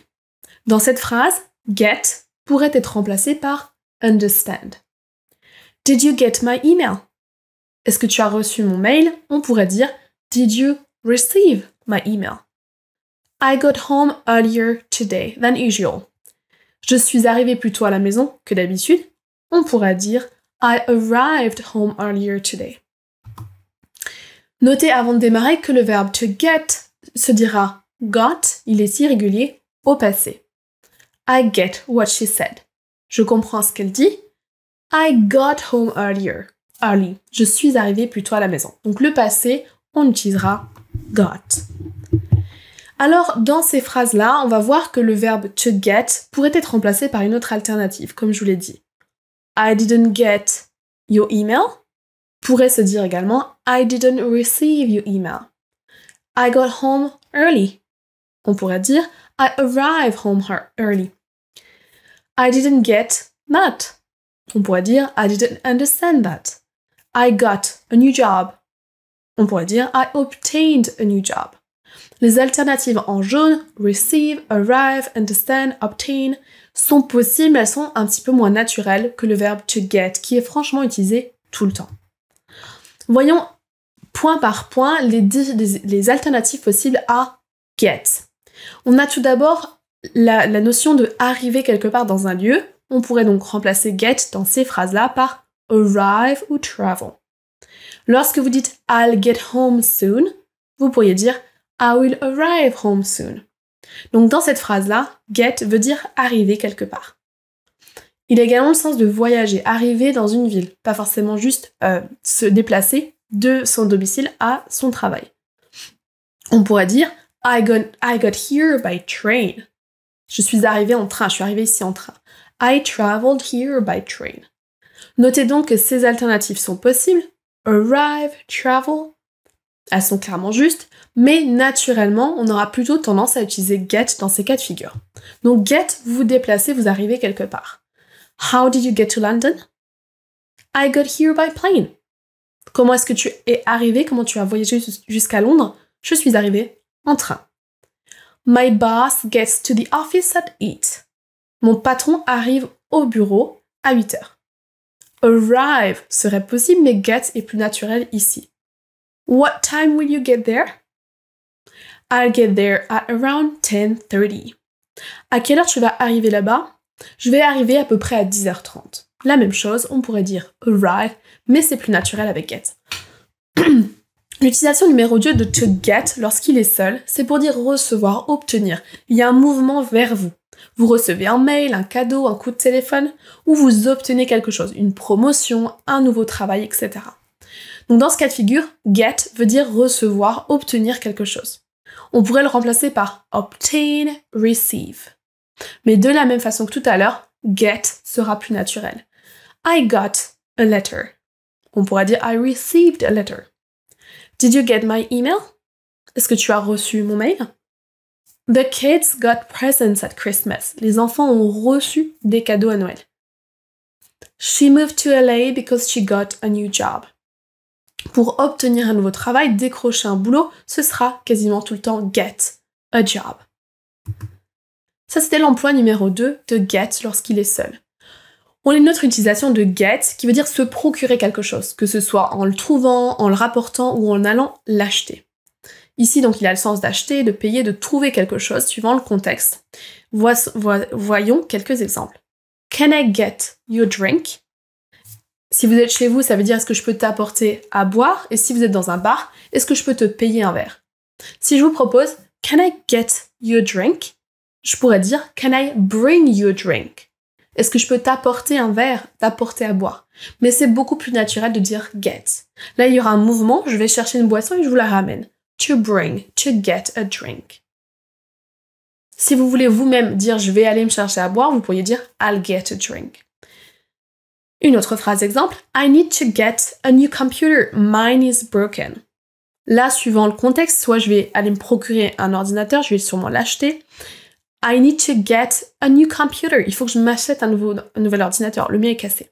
Donc là, on aurait pu dire I need to buy a new computer. Get marchera aussi. Et la dernière, dans l'idée de trouver une phrase exemple qui pourra vous parler.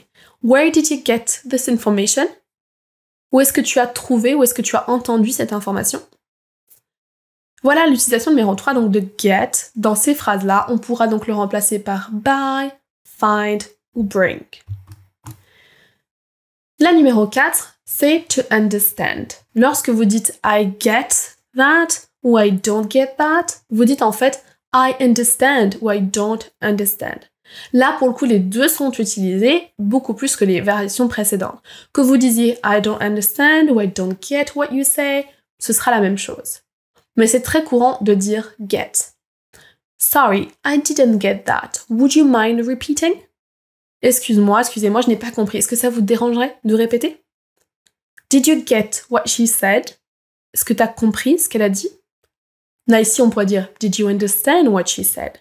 Les natifs vont quand même beaucoup utiliser get parce que pareil, il n'y a qu'une seule syllabe par rapport à understand qui en a 3. On va toujours privilégier ce qui est assez court et plus rapide, donc get est énormément utilisé dans le cas de figure de comprendre. Donc qu'est-ce que je vous propose aujourd'hui, c'est de faire attention à chaque fois que vous entendez get et d'essayer de repérer quelle est l'alternative lorsqu'il est utilisé seul. Est-ce que la personne veut dire acheter, apporter quelque chose, arriver quelque part et autres? Essayez de noter la phrase complète pour vous-même vous en servir plus souvent. Attention donc à ne pas utiliser tout le temps receive, obtain, ça alourdit vos phrases et au final, get sera beaucoup plus naturel. Regardez ces phrases d'exemple en français qu'on va traduire en anglais. J'ai reçu ton mail, j'ai eu un beau cadeau pour mon anniversaire, je n'ai pas compris.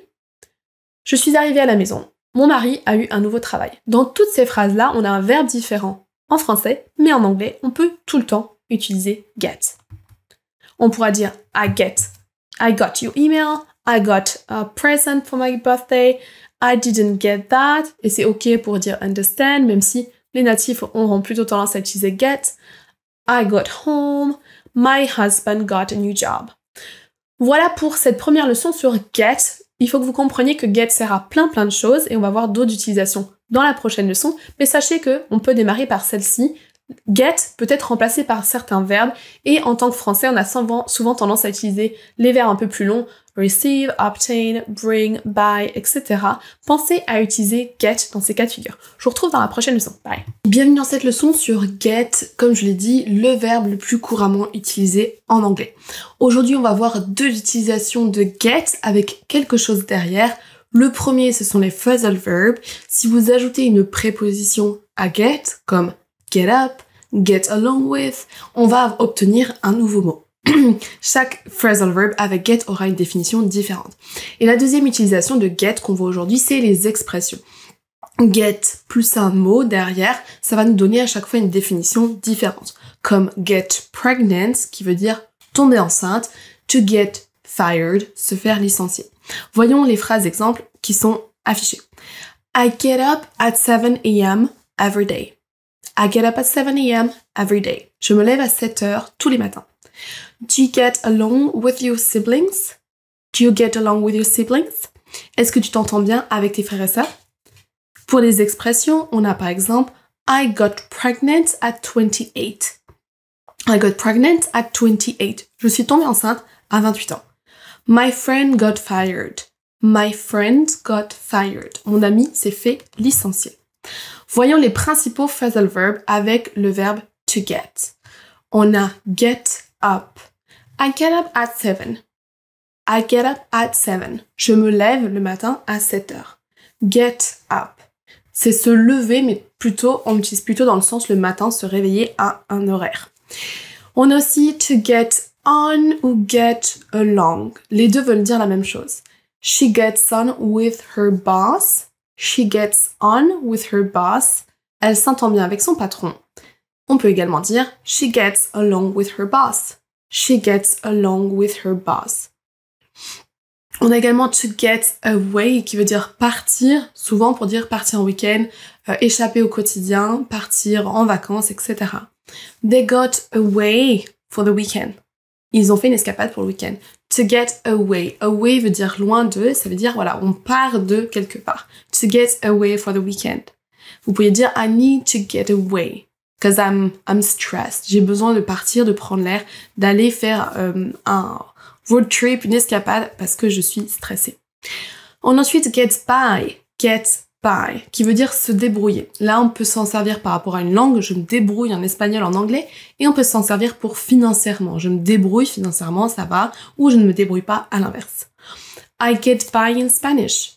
I get by in Spanish. Je me débrouille en espagnol. Voici d'autres phrasal verbs. To get rid of, qui veut dire se débarrasser de quelque chose. You should get rid of these pants. They have holes in them. You should get rid of these pants. Tu devrais te débarrasser de ce pantalon. They have holes in them. Il a des trous. To get rid of, se débarrasser de quelque chose. To get down to. Alors, on s'en sert souvent en disant to get down to business pour dire aller droit au but, commencer les choses sérieuses. La phrase la plus couramment utilisée, ce sera let's get down to business. Commençons, démarrons, passons aux choses sérieuses. Let's get down to business. On a également get on et get off. On s'en servira pour monter dans les transports comme l'avion, le train ou le bus.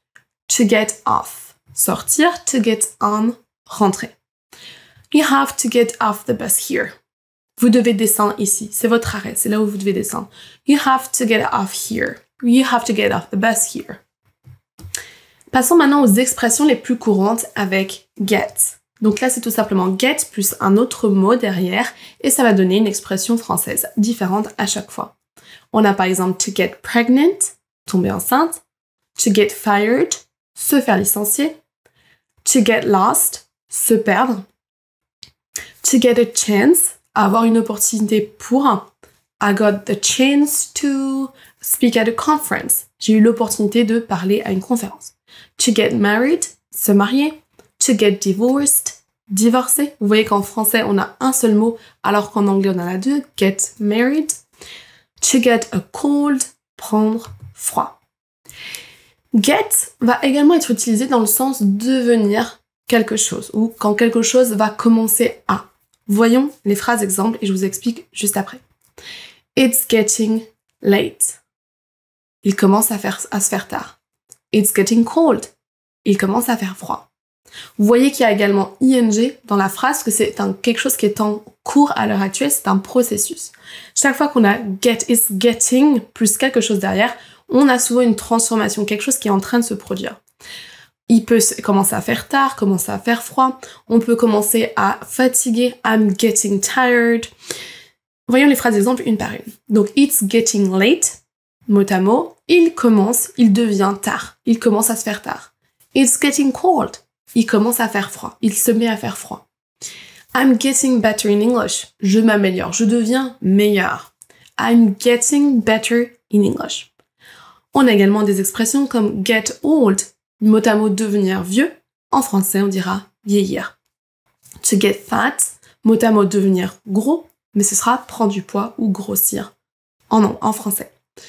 To get upset, devenir énervé, mais en français on a également un verbe qui est s'énerver. Donc avec ces expressions, get plus un adjectif, on a souvent une idée de processus où on devient quelque chose.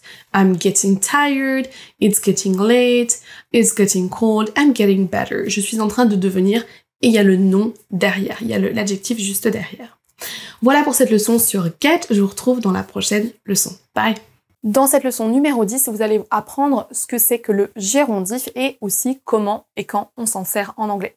Le gérondif, c'est tout simplement votre verbe avec ing derrière et c'est une règle de grammaire très importante parce qu'elle va être très très souvent utilisée en anglais. Je vous laisse regarder et je vous dis à plus tard. Bienvenue dans cette leçon sur le gérondif. On va voir exactement ce que c'est et quand est-ce que vous devez l'utiliser. Le gérondif en anglais, c'est tout simplement un verbe suivi de ing. On s'en sert dans différents cas de figure, on va les voir tous aujourd'hui. Voilà les différentes options à l'écran, je vais vous les expliquer à la fin de la leçon. I'm reading. Learning English is very easy. Stop worrying. Thanks a lot for being here. I love swimming. This view is mind-blowing. On va revoir tout à la fin chacune des explications après avoir vu la leçon. Le cas de figure numéro 1, c'est celui-ci. C'est le présent continu. Donc c'est un temps. Quand vous dites I'm reading, you are watching a film, you're currently living in France, I'm traveling to Spain next month, I'm meeting my best friend tomorrow. Ça, c'est du présent continu. Présent be plus ing. Donc ça, c'est un des cas de figure où on a le gérondif. Le présent continu est utile dans deux cas, soit pour dire en train de, là je suis en train de vous parler, I'm talking to you, vous êtes en train d'écouter, you are listening. Et le cas de figure numéro 2 qu'on connaît moins et qu'on pense moins à utiliser, c'est un futur. Quand je dis je vais aller en Espagne le mois prochain, je vais voir ma mère demain, ma sœur, ou j'ai une réunion demain, tout ça ce sont des futurs 100% sûrs, 100% planifiés. On peut utiliser le présent continu. C'est quelque chose qu'on reverra dans une prochaine leçon, donc juste que vous commenciez à y penser, mais voilà. Le présent continu, c'est ing. I'm reading, je suis en train de lire. You are watching a film, tu es en train de regarder un film. You're currently living in France, tu vis en France en ce moment. I'm traveling to Spain next month, là c'est du futur. Je vais partir en Espagne le mois prochain, je pars en Espagne. I'm meeting my best friend tomorrow. C'est quelque chose donc qu'on reverra. On s'en sert pour former certains noms. Dans ces phrases, les mots en rose et en jaune sont des noms. Reading books is very enjoyable. La lecture, lire des livres, c'est agréable. Hiking is fun. Standing on stage is scary. Le fait d'être sur une estrade devant un public, ça fait peur. Eating fruit is important. Le fait de manger des fruits, c'est important. Donc en français, on aura soit un nom, la lecture, soit le fait de faire quelque chose. Reading, hiking, standing, eating. Dans ces phrases-là, ce sont des noms. Lorsqu'on dit I like swimming, on dit j'aime la natation. He doesn't like running so much. Il n'aime pas la course à pied, il n'aime pas courir. I did some volunteering 3 years ago. J'ai fait du volontariat, du bénévolat il y a 3 ans. Donc ça, ce sont des noms, donc sachez qu'on peut mettre ing pour faire un nom dans certains cas. Chaque fois que vous avez un verbe en début de phrase en français, lorsque vous voulez le traduire en anglais, ce sera toujours ing. Quand vous dites par exemple apprendre l'anglais, c'est facile, courir, c'est super, manger des fruits, c'est important, sachez que ce verbe-là sera toujours traduit par un gérondif en anglais. Learning English is easy. Running is great. Donc ça, c'est un petit moyen mémotechnique pour vous simplifier la vie. Quand vous démarrez votre phrase par un verbe, manger des fruits, c'est important, apprendre l'anglais, c'est bien, ce sera toujours ing en anglais. Learning English is easy. Running is great. Le cas de figure suivant, c'est des prépositions plus un verbe. Là, ici, en anglais, je vous ai mis des cas de figure où il y a une préposition et ensuite c'est un verbe et le verbe suivant la préposition sera toujours avec ing. Regardons les exemples. She walked out of the room without saying anything. Elle est sortie de la pièce sans rien dire. Ici, on a without, qui est une préposition. Le verbe derrière prendra ing. On dira jamais without to say something. In spite of being angry with her, I went to her party. Au lieu d'être fâchée avec elle, je suis allée à sa soirée. I don't want to give up trying. Give up trying. Up est une préposition, on a ing derrière, si on a un verbe. I'm fed up with asking you the same thing over and over again. J'en ai marre de poser toujours les mêmes questions. We have to make the most of being here. Il faut qu'on profite à fond du fait qu'on soit là. Donc là, vous avez donc des prépositions et ing ensuite. Cette règle-là, vous allez petit à petit l'intégrer en entendant du contenu en anglais. Il n'y a pas forcément besoin d'apprendre par cœur les prépositions qui sont suivies d'ing. L'autre cas de figure, très important, et celui qu'on va utiliser on va utiliser le plus souvent ing, ça va être 2 verbes de suite. Lorsque vous avez 2 verbes de suite en français, par exemple, je veux faire du sport, j'ai envie de manger du chocolat, arrête de dire des bêtises, j'adore apprendre l'anglais. Lorsqu'on traduit en anglais, il va y avoir plusieurs cas de figure. Le cas de figure numéro 1, le plus courant, c'est le verbe avec to. Par exemple, je veux apprendre, I want to learn. Mais il existe d'autres cas de figure. Pour certains verbes, ce ne sera pas to plus le verbe, ce sera ing. C'est le cas par exemple du verbe enjoy. On ne dira pas I enjoy to learn, mais I enjoy learning. Et le cas de figure suivant, c'est les verbes modaux. Là, on ne met pas to et on ne met pas ing. I can do it. Je peux le faire. On va voir en détail juste après les verbes qui ont besoin de ing. Donc comme je vous l'ai dit, il y a 3 cas de figure. La plupart des verbes, lorsqu'on a verbe plus verbe en français, ça va être to plus le verbe. Par exemple, je veux aller, I want to go. J'ai besoin de rester, là ici en français on a avoir besoin, et rester, ce sont 2 verbes. I need to stay. J'ai réussi à travailler dur, même si j'avais pas le temps. I managed to work hard, even if I have no time. Donc ça, c'est le cas de figure principal. Lorsque vous avez 2 verbes en français, vouloir faire, avoir besoin de manger, je ne sais quoi. En anglais, souvent, c'est votre verbe plus to plus verbe. Mais il y a certains verbes, comme je vous l'ai dit, qui prennent ing. C'est comme ça, c'est une règle de grammaire à prendre par cœur. Voilà les plus courants ici à l'écran. Avec enjoy, ce sera donc ing. On dira I enjoy learning English. Ça ne me dérange pas de me lever le matin. I don't mind waking up early. I can't stand working from home. Je supporte pas de travailler de la maison. I avoid reading the news as much as possible. J'évite au maximum de lire les news. I can't help drinking soda even if I know it's bad for my health. Je ne peux pas m'empêcher de boire du soda même si je sais que c'est mauvais pour moi.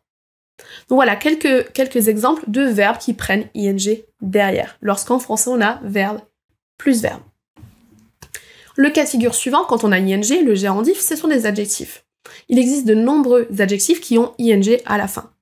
Par exemple, mind-blowing, challenging, fulfilling, rewarding, interesting, satisfying, worrying, frightening, eye-opening. Là, ce sont des adjectifs, on s'en servira tout simplement comme des adjectifs. Voilà les traductions à l'écran. Mind-blowing, hallucinant.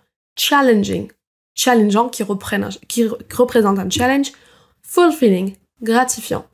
Rewarding, enrichissant, gratifiant, satisfaisant. Interesting, intéressant. Satisfying, satisfaisant. Worrying, inquiétant. Frightening, effrayant. Eye-opening, révélateur. Petite astuce, vous voyez que souvent ça se termine en français lorsqu'on a ing en face. Challenging, challengeant. Fulfilling, gratifiant. Attention malgré tout à ces adjectifs-là, parce que vous avez une forme avec ed et une forme avec ing, et ça donne des adjectifs complètement différents, et les francophones ont souvent tendance à faire l'erreur. Tired, fatigué. Tiring, fatigant. Interested, intéressé. Interesting, intéressant. Bored, qui s'ennuie. Boring, ennuyeux. Challenged, qui est challengé. Challenging, challengeant. Regardez ce qui se passe si on utilise l'un ou l'autre. I'm tired, je suis fatigué. Driving at night can be tiring. Conduire la nuit, ça peut être fatigant. Attention à ces 2 phrases. I'm interested, je suis intéressé. Et beaucoup de Français vont dire I'm interesting, je suis intéressant. On n'a pas du tout la même chose. Ce sont 2 adjectifs différents. Si vous dites you're bored, tu t'ennuies, ça se voit. You're boring, tu es ennuyeux. Vous voyez que ça donne pas du tout la même chose. Donc attention à ceci, on les confond souvent. Il y en a un où vous parlez de vous, tired, interested, bored, challenged. Et l'autre, vous parlez d'une situation, tiring, interesting, boring, challenging. Voici un petit récap de ce qu'on a vu aujourd'hui. ING, on s'en sert dans ces cas de figure. Quand on veut dire en train de faire quelque chose, par exemple, I'm reading, je suis en train de lire. On s'en sert pour le futur, instant qu'on oublie souvent d'utiliser, qui est 100% sûr. I'm traveling to Spain. C'est sûr, j'ai les billets d'avion, j'y vais, je pars en Espagne. Tous les verbes en début de phrase, ce sera traduit en anglais par ING. Par exemple, apprendre l'anglais, c'est super fun. Learning English is fun. Lorsque vous avez verbe plus verbe en français, par exemple, vouloir faire, aimer nager, vous avez plusieurs cas de figure, dont un qui est de mettre ing, avec notamment ces verbes-là, enjoy, don't mind, stop. Il y a des adjectifs qui ont ing, comme par exemple amazing, génial. Vous l'utilisez tout simplement comme un autre adjectif. Certains noms ont ing, comme par exemple les noms d'activités, reading, hiking, swimming. La lecture, le fait de lire, la randonnée, la natation. Et après les prépositions, globalement, on utilisera toujours ing. Without, despite, instead of. On reprend la première slide qu'on avait et vous voyez qu'on a récapitulé tous les cas de figure. I am reading. Là, tout de suite, je suis en train de lire. Learning English is very easy. Apprendre l'anglais, c'est hyper facile. Ça, c'était parce que le verbe est au début de la phrase. On lui met ing. Après stop, il faudra mettre ing. Stop worrying. Arrête de t'inquiéter. Thanks a lot for being here. Là, on a la préposition for, un verbe derrière. Il faut mettre ing. I love swimming. Là, c'est un nom, j'adore la natation. J'aime nager, j'adore le fait de nager. Et là, on a l'adjectif. This view is mind-blowing. Cette vue est hallucinante, c'est à couper le souffle. À couper le souffle, pardon. Voilà donc un récap de tous les cas de figure où on a ing. Essayez vous-même de le repérer lorsque vous écoutez du contenu en anglais et démarrez vous-même à vous en servir. Je vous souhaite une bonne journée, je vous dis à la prochaine. Bye bye. Bravo, vous êtes venu à bout de ces 10 jours de formation gratuite pour maîtriser la grammaire anglaise essentielle à connaître pour parler anglais couramment. Si vous voulez aller plus loin, je vous conseille de télécharger le programme sur un mois qui est dans la description ou flasher le QR code à l'écran. C'est un programme qui va vous aider à continuer à apprendre l'anglais et en faire une routine quotidienne en autonomie. Si vous voulez continuer avec votre apprentissage vidéo sur YouTube, je vous conseille d'aller regarder cette vidéo juste là, avec 10 jours supplémentaires de leçons gratuites niveau débutant. Cette fois, on va se concentrer plutôt sur des phrases et du vocabulaire. Thanks for watching and talk to you next time.